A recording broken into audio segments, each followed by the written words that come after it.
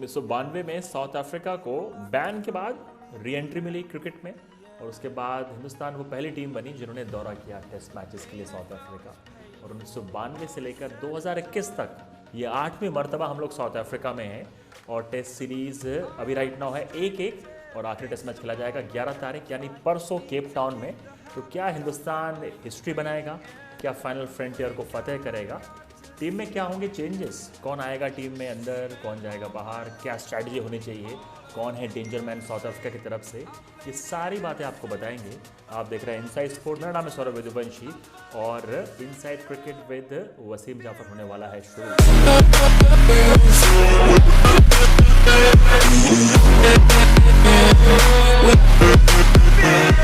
तो वसीम भाई, Virat Kohli obviously second test match नहीं खेले, हिंदुस्तान मैच हार गया।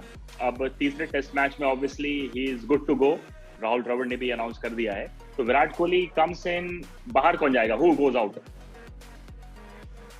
I think the obvious choice would be Hanuma Vihari, even though I feel that it's little harsh on him because I thought उन्होंने बहुत अच्छा खेला इस टेस्ट मैच में,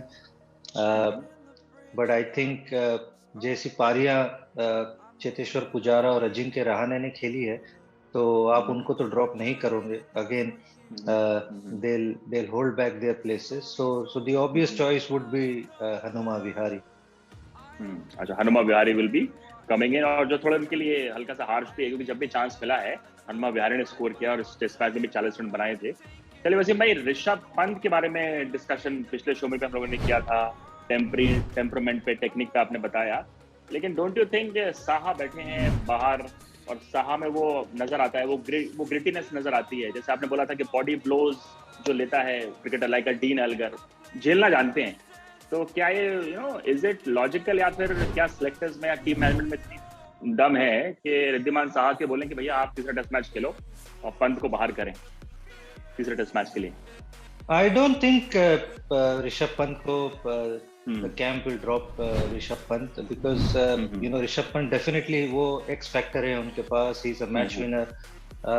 I think the only communication मेरे हिसाब से जो होगा is probably के उनको किस तरह से इनिंग अप्रोच करना चाहिए ऐसी सिचुएशन में। Probably Rahul Dravid and Virat probably will sit back with him and और उसको शायद ये बताएंगे कि भैया आप इस तरह से हर इनिंग अप्रोच नहीं कर सकते, बिकॉज ऐसा नहीं है कि ऋषभ पंत वैसे बैटिंग नहीं कर सकते, बट जैसे हमने लास्ट टाइम भी बात की थी कि उनको थोड़ा सा समय देना चाहिए।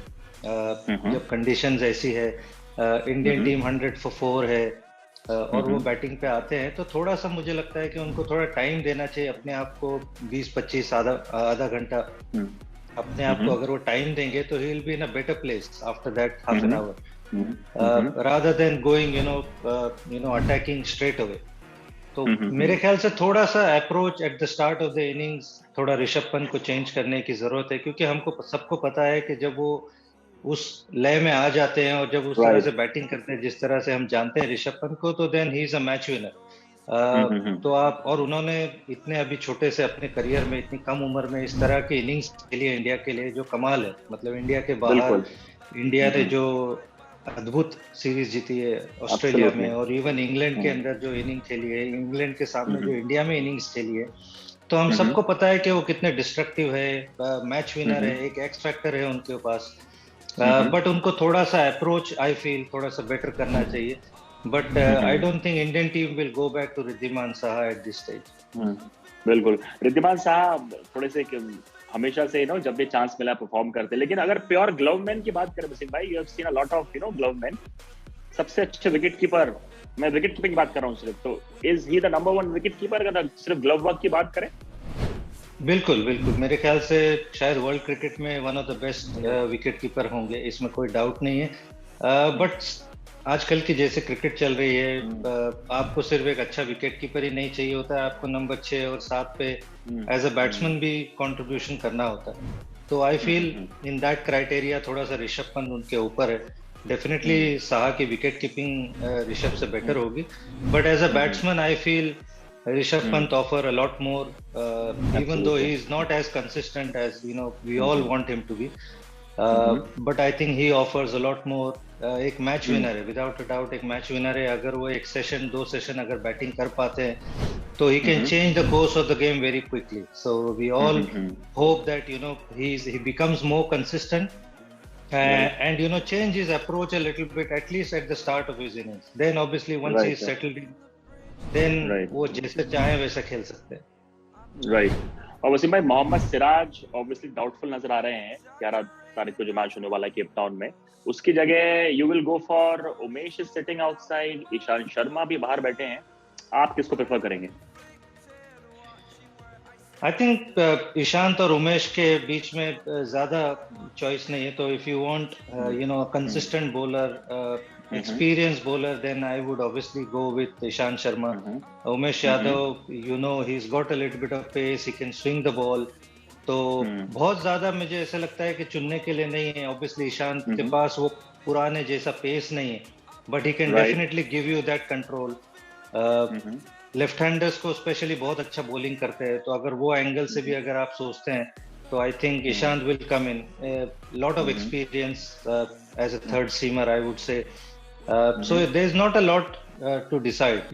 It depends what the team management feel. कौन नेट के अंदर, क्योंकि आपके पास देखने के लिए सिर्फ नेट सेशन ही है, तो नेट सेशन में आपको कौन इम्प्रेसिव लग रहा है, कौन आपको लग रहा है कि अच्छा बॉलिंग कर रहा है, and then pick one of those I feel.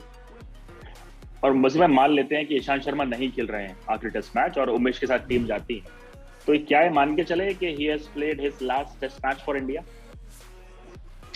मेरे ख्याल से, क्योंकि आई फील के अगर जसप्रीत बुमराह, मोहम्मद शामी और सिराज अगर फिट हैं तो they are your first top 3 seamers. और उसके बाद डेफिनेटली उमेश भी हैं, शार्दुल भी एज एन ऑलराउंडर थोड़ा सा कैटेगरी में आ गए हैं अभी. तो ईशांत शर्मा के लिए डेफिनेटली मुझे ऐसा लगता है कि थोड़ा सा मुश्किल होगी टू प्ले कंसिस्टेंटली. ऑब्वियसली जब आप लॉन्ग टूर्स पे रहते हैं तो आप रेस्ट देते हैं, रोटेशन पॉलिसी होती है, तो in that case obviously he will play few games, then he will sit out few games. अगर उस तरह से हम रखें तो शायद ऑब्वियसली ईशांत शर्मा खेलेंगे कुछ ना कुछ match. But I feel for somebody जिन्होंने 100 के ऊपर टेस्ट मैचेस खेले हैं, इतनी सर्विस दी है इंडियन टीम को, 300 प्लस विकेट्स हैं, आई don't think it's right.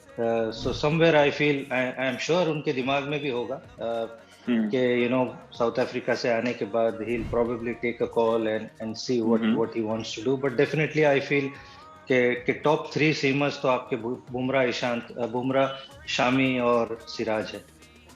Wasim भाई, first time when you saw him, just quickly I wanted to know कि आपको क्या लगता था कि Ishant would play 100 test match for India? बड़े गिने चुने लोग खेलते हैं एज अ पेसर. आपने कभी सोचा था कि यार ये 100 खेल जाएगा? जी हाँ, मेरे ख्याल से पहला टेस्ट मैच जिस इंडिया पाकिस्तान सीरीज में मैंने डबल 100 बनाया था, उसी टेस्ट मैच में उन्होंने डेब्यू किया था बेंगलोर में, और पहले टेस्ट मैच में 5 विकेट भी निकाली थी, मुझे याद है. डेफिनेटली बहुत लोग उनके बारे में बात कर रहे थे. अंडर 19 जस्ट खेल के आए थे, आई रिमेम्बर. और obviously somebody who's 6'4", 6'5", lanky fast bowler is a perfect blend for a fast bowler. But I'm sure जहाँ से उन्होंने शुरुआत की थी, डेफिनेटली एक बहुत प्रॉमिसिंग स्टार्ट थी वो ऑस्ट्रेलियन टूर अगर हम बात करें, जहाँ पे उन्होंने पॉन्टिंग को आउट किया था. इंडिया ने सीबी सीरीज भी जीती थी. उन्होंने फैंटास्टिक बॉलिंग की थी वहाँ पे, कंसिस्टेंटली 145, 150 बॉल टच कर रहे थे. उसके बाद में थोड़ा सा ऑब्वियसली वो जो प्रॉमिस था, वो पोटेंशियल था, वो उतना उन्होंने नहीं विकेट्स में तब्दील किया. लेकिन आई थिंक अपने सेकेंड हाफ में उन्होंने अपने आप को बहुत निखारा है, और खास करके जब कोई फास्ट बॉलर 100 टेस्ट मैच खेलता है, it goes on to show कि आपके पास कितना डेडिकेशन है, कितना डिटर्मिनेशन है, आपकी फिटनेस बहुत आउटस्टैंडिंग है. क्योंकि 100 टेस्ट मैचेस खेलना कोई मामूली बात नहीं. अपने आप को उतना फिट रखना, उतना मोटिवेटेड रहना है इतने टाइम में, और खासकर इंडियन पिचेस में खेलना, तो goes on to show that he is been a fine performer. And I think he learned from Zahir Khan, he's learned from Munaf Patel, and all these guys who played alongside him. Absolutely. So goes on to show that he's a very somebody very very few people have played other than Kapil Dev sir. Not even Zahir Khan has played 100. Zahir Khan ने नहीं goes खेला. on. Right. बिल्कुल. तो it's an outstanding achievement, and he's been a great servant of Indian cricket. बिल्कुल. और as a cricket fan और जितने भी हम लोगों ने जितने मैचेस कवर किए हैं, और रिकी पॉन्टिंग को किया हुआ स्पेल जो वैसे ऑस्ट्रेलिया में था, स्पेशल था, जो ईशांत शर्मा ने डाला था, आउट किया था. चलिए अब आते हैं जाफर की क्लास. यहाँ पर थोड़ी टेक्निकल बातें होंगी कि क्या टीम इंडिया को करना चाहिए केप टाउन टेस्ट में. तो डीन एल्गर को कैसे आउट किया जाए वसीम भाई, क्या स्ट्रैटेजी होनी चाहिए? बिल्कुल अंगद के पैर की तरह जमे थे पिछले मैच में, 2018 में भी वैसी पारी खेली थी जोबर्ग में. क्या स्ट्रैटेजी होनी चाहिए, how to get him down? I think Dean Elgar थोड़ा सा कहीं ना कहीं I feel कि he's very lucky कि बहुत सारी बार वो प्लेन मिस करते हैं. Lot of balls could easily he can nick and get out, but he keeps playing and missing. और मुझे ऐसा लगता है कि थोड़ा उनका बैट भी वो एंगल में आता है. And somebody like Ishant Sharma, if he plays this test match, I think will pose a lot of trouble. कि जो उनको बॉल across लेकर जाता है from that good length, he has a good chance of nicking those balls. So I think that is one of the area where Indian team might look to attack, क्योंकि उनका bat थोड़ा सा angle में आता है, and he's caught on the crease a lot of times. Right. And the ball going away from him poses a lot of trouble to him, because बहुत सारी गेंद उनकी गली और fourth slip, fifth slip में जाती है. So that is one of the area I feel the Indian team will look to attack, and that is the channel that they need to bowl very consistently. क्योंकि अगर आप उस जैसे batsman अगर 20, 25, 30 run बना दिया तो is very hard to dislodge. और अगर बॉल स्पिन भी नहीं कर रहा है तो Ashwin also doesn't have a lot of role to play.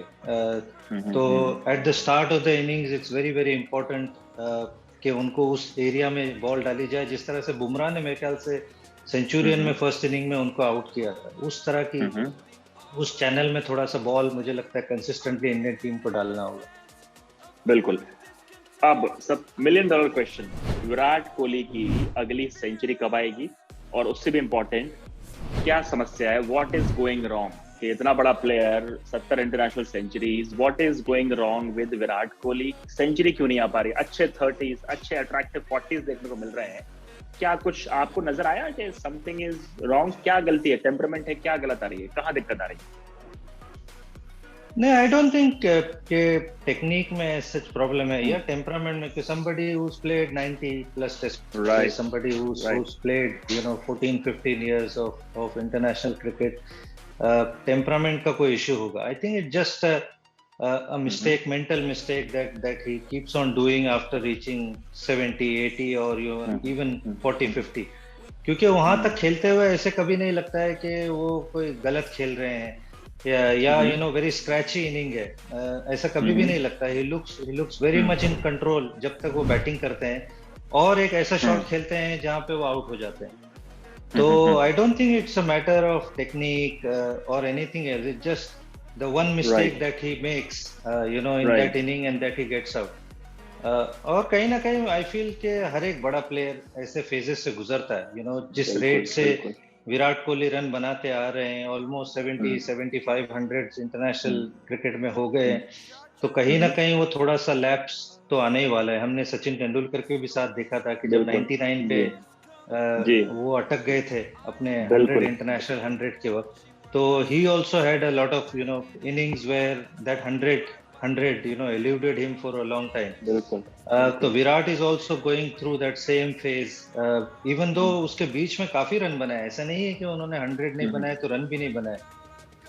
He's scoring consistently 40, 50, 70, 80, but that 100 is missing, which we have known Virat Kohli for. कि हम जानते हैं विराट कोहली के when he gets a start वो 100 बनाते हैं, तो वो 100 उनकी एक पहचान है. तो इस वजह से हमको थोड़ा सा ऐसा लगता है कि क्या हो रहा है ये. बट आई फील कि जिस तरह के वो प्लेयर है, जिस तरह के उनके अंदर जिद है, जिस तरह का उनका एटीट्यूड है, अगर एक 100 आएगा तो मुझे लगता है कि कई 100 लाइन में हमको शायद देखने को मिलेंगे. क्योंकि हमने ये पैटर्न उनके साथ में देखा है कि जब वो एक 100 बनाते हैं या एक स्कोर बनता है तो वो कंसिस्टेंटली बहुत लंबे समय तक बनता है. तो आई जस्ट होप कि it will be this test match, because this is a series decider. और इससे बढ़िया ओकेजन क्या होगा for India to win a test series in South Africa, or Virat Kohli to come in form and then hopefully get a run of scores that we all know Virat Kohli for. अच्छा, वैसे मैं अपने great Sachin का नाम लिया तो in fact उन्हीं की पारी का एग्जांपल काफी लंबे समय से चल रहा है हमारे सामने, 241 without playing a cover drive. Don't you think Virat Kohli की डिस्मिसल अगर आप उठा के देखें 10 से 15 पिछले, तो वो जो उनका कमाल का कवर ड्राइव है, जो वो फिश आउट कर रहे हैं, कभी कभी आउट हो रहे हैं, तो क्या उनको थोड़ा ध्यान देना चाहिए इस पे कि भैया मैं अवॉइड करना चाहता हूँ, वो मेरा फेवरेट स्ट्रोक है लेकिन थोड़ा अवॉइड करते हैं? क्या आप बोलना चाहेंगे उनसे, लाइक कि थोड़ा सा वहां पर थोड़ा सा अवॉइड करें जिस तरह से आउट हो बिल्कुल। रहे हैं? आई थिंक सौरभ, इसमें दो तरह के अप्रोच है। एक अप्रोच ये है कि आप वो शॉट ही नहीं मारे जो सचिन तेंदुलकर ने सिडनी में लिया था कि बिल्कुल मैं वहां पर आउट हो रहा हूं और मैं वो शॉट मारूंगा ही नहीं। आई लुक दूसरी तरफ मैं देखूंगा कि कहाँ रन बना सकता हूँ मैं, प्लेंटी ऑफ एरियाज। और एक होता है कि नहीं, this is my the shot that I make lot of runs, I am not going to miss out but I will be selective. That is another approach. So I think Virat Kohli is having the second approach where he is saying कि नहीं मैं out तो हो रहा हूँ लेकिन ये मेरा स्कोरिंग शॉट है, मैं इसको बंद नहीं करूंगा, but I need to be selective. तो he is going with the second approach, but वो कहीं ना कहीं उनको थोड़ा सा सक्सेस नहीं दे रहा है। तो somewhere I feel he need to probably just for 1 or 2 innings he need to be a lot more disciplined, I feel कि क्योंकि कवर ड्राइव एक ऐसा शॉट है कि वो आपको रन भी देता है और उसमें आपके आउट होने के भी चांसेस होते हैं। तो कहीं ना कहीं अगर वो उस शॉट को थोड़ी टाइम के लिए बंद कर दे फॉर एग्जांपल, तो there are plenty of spaces in the ground where he can score runs. He is one of those players who plays all the other shots. तो अगर उनको 1-2 इनिंग के लिए अगर वो शॉट बंद करना पड़े तो आई डोंट थिंक ऐसा नहीं है कि विराट कोहली रन ही नहीं बनाएंगे। बिल्कुल। तो maybe that is one of the approach he can go to if he wants to. चलिए लास्ट पोर्शन पे ऑब्वियसली आ गए हम लोग शोज के अपने, और ऑब्वियसली ये मीम वाला पोर्शन है। वसीम भाई ने अभी मीम शेयर नहीं करी है, वो प्लान करना है, जब कुछ मिलेगा ही विल शेयर इट। तो लेकिन यहाँ पर आपको प्रेडिक्शन करना है वसीम भाई, प्रेडिक्ट कर बताइए India, obviously you will say India और साउथ अफ्रीका, दिल पे हाथ रख के बताइए, और फिर ऑब्वियसली वसीम भाई विल से अपना इंडिया और South Africa. Big prediction from Wasim Jaffer, क्या रहेगा इस मैच के लिए? जी हाँ बिल्कुल, मैं तो इंडिया ही कहूंगा क्योंकि obviously we all Indians obviously want India to win in South Africa for the first time, series जीतने का मौका है। 2006-07 में भी हम लोग बहुत क्लोज आए थे, केप टाउन टेस्ट मैच में भी बिल्कुल यही सिचुएशन थी, 1-1 था सीरीज और हम लोग थोड़े के लिए चूक गए थे वो टेस्ट मैच में। तो आई होप कि this Indian team goes one step ahead and wins the first series in South Africa.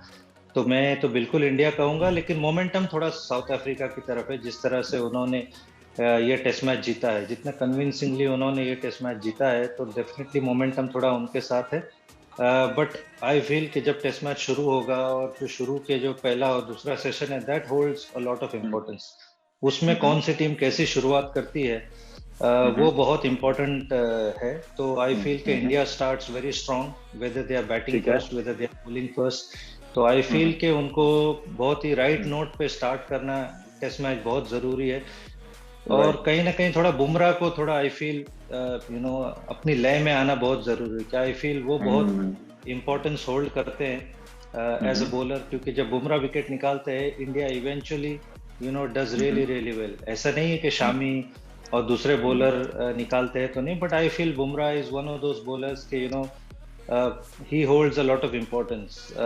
तो उनका लय में थोड़ा होना, क्योंकि थोड़ा ये टेस्ट मैच में जिस तरह की पिच थी और जिस तरह की कंडीशंस थी, थोड़ा एक्सपेक्टेशन था कि बुमराह थोड़े और विकेट निकालेंगे और थोड़ी दिक्कत पेश करेंगे उनके बैट्समैन में, जो नहीं देखने को मिला। तो आई फील कि बुमराह का थोड़ा लय में आना थर्ड टेस्ट मैच में बहुत जरूरी है। बिल्कुल बहुत जरूरी। तो वैसे मैं प्लेइंग 11 आपकी क्या होगी हिंदुस्तान की? What are the changes you are expecting? आपकी प्लेइंग 11 क्या है? जी मैं डेफिनेटली, एक तो विराट कोहली आ जाएंगे तो Hanuma Vihari will unfortunately have to miss out, और सिराज के ऑब्वियसली फिटनेस पर डिपेंड करता है। अगर सिराज नहीं खेलते हैं तो ईशांत और उमेश यादव में से कोई एक डेफिनेटली खेलेगा। आप किसे पिक करेंगे वसीम भाई अगर आपको पिक करना हुआ, ईशांत और Umesh? I would pick Umesh Yadav क्योंकि थोड़ा सा पेस है। तो I feel Umesh Yadav is not a bad choice, क्योंकि थोड़ा सा पेस है he can swing the ball, maybe reverse swing अगर हमको देखने मिलती है तो he can also do that. तो he will be my choice. ये आपके चॉइस होगी. बाकी प्लेइंग 11 ऑब्वियसली सेम जो पिछले मैच में खेली थी, राइट? वसीम भाई, who will be your 3 अगर आपको पिक करने हो सबसे danger man from South Africa? 3 players जिनसे खतरा सबसे ज्यादा है टीम इंडिया को आखिरी test match. I feel Dean Elgar तो definitely है ही, क्योंकि he holds the inning together for South Africa. तो वो बहुत important है. उनका विकेट मिलने से मुझे कहीं ना कहीं ऐसे लगता है कि उनके खेमे में थोड़ी सी गड़बड़ होती है. तो he is definitely one of them. Rabada is again one of the main guy in South African team. तो because he can turn the things around very quickly as a bowler. So he is one of those guys. My third player to watch out for is Keegan Peterson. I thought he played really well in both the test matches, and he looked very composed, very organized, very simple technique, very assured of his footwork. And I thought in the second test match on that difficult pitch, I think he played really well, and is one for the future. So he'll be my third choice from South Africa to look out for. बिल्कुल. और in fact अब हम लोग obviously meme वाली बात हम लोग नहीं कर रहे हैं शेयर, क्योंकि वसीम भाई बता दीजिए मीम कब आ रहा है अगला? मैच से पहले आएगा? जी आएगा मैच के पहले. जी बिल्कुल, मैच के जस्ट पहले आएगा, इसीलिए हम लोग नेक्स्ट एपिसोड में उसकी बात करेंगे.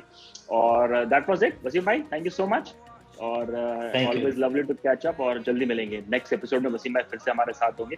और एक इनफैक्ट एक जाते वसीम भाई को बात बता दूं कि वसीम भाई, I am giving you like, आपको याद दिला रहा हूं मैं कि माइकल वॉन जो कि ऑस्ट्रेलिया में अभी हैं, ऑब्वियसली वहां पर मौजूद हैं, तो वहां पर वो सचिन तेंदुलकर के डिसमिसल दिखाए जा रहे हैं उन्हें बार जो उन्होंने बोल्ड करा था, and he is having fun. वो बोल रहे हैं क्या मैंने आउट किया था. तो वसीम भाई जल्दी इसका जवाब देंगे, आई होप. ठीक है वसीम भाई, see you soon. Thank you sir.